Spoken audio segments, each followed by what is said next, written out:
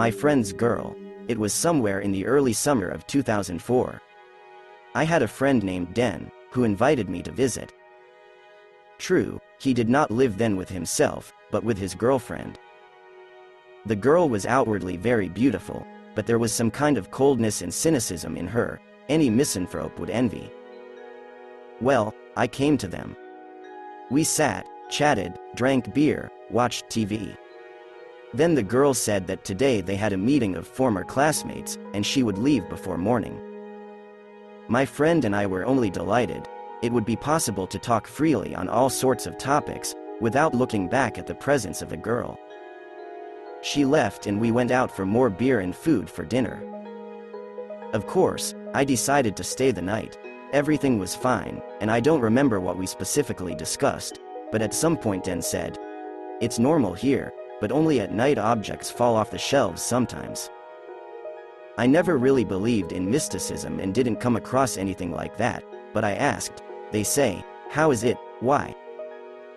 A friend said that some kind of devilry often happens in the apartment at night, and he also found something like a spell on a piece of paper in his girlfriend's secretary. I was amazed and demanded to show the sheet to me.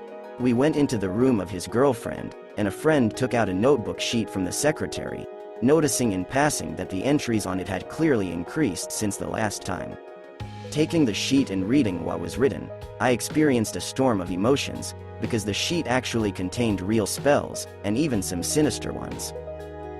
I don't remember the text, but the notes began with something like, "Damn, come, feast on blood." Quote, "In the 21st century, a serious, educated girl keeps some kind of medieval horror. But she always said that she does not believe in God or supernatural phenomena and generally considers herself a modern person." I offered to burn the paper, but Den refused and generally offered to leave the room as soon as possible. Night fell, and the apartment actually became somehow creepy. I tried to write it off as impressionability, but the same thing cannot seem to two people at once. At first we heard a distinct rustle in the next room. Then, sitting in the kitchen, I glanced into the hallway and saw a black cat there, which was looking at me very attentively. The whole point is that there was never a cat in the apartment.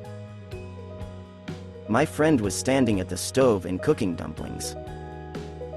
I choked out his name without taking my eyes off the cat. Den, without even turning around, asked, "What, did you see a black cat?" "I see her sometimes too." Goosebumps ran down my body. The phantom beast jumped into a corner, and I never saw it again. We went to sleep in the same room, because sleeping in different rooms here seemed like madness, especially in the room of this witch. For some reason, Den told me that he once had a dream that the apartment was entangled in some black threads. He walked around the apartment and looked for where the threads lead until he found some old book in the bathroom under the tiles. I somehow still fell asleep, although there was a fear of turning gray in the morning. I woke up at 3-something in the morning, listened and heard the linoleum creaking in the corridor, as if someone was walking there. Oh, how scared I became. It didn't fit in my head that all this was really happening to me. I, as if in childhood, covered myself with a blanket with my head and tried to breathe as quietly as possible so that IT would not enter the room. Somehow, I fell asleep again. In the morning I told Den about the steps in the corridor. He said that he also heard footsteps, but in a small room. And then I went to my house. A year later, Den nevertheless broke up with this witch, or whoever she was, and she married some old rich man. And I try not to remember that night, even though 10 years have passed. It is still difficult for me to realize that such evil spirits are found among us. It is one thing when you read stories about ghosts and monsters in books or on the internet, and quite another when you yourself encounter the inexplicable. Thank you for your attention. Subscribe to the channel.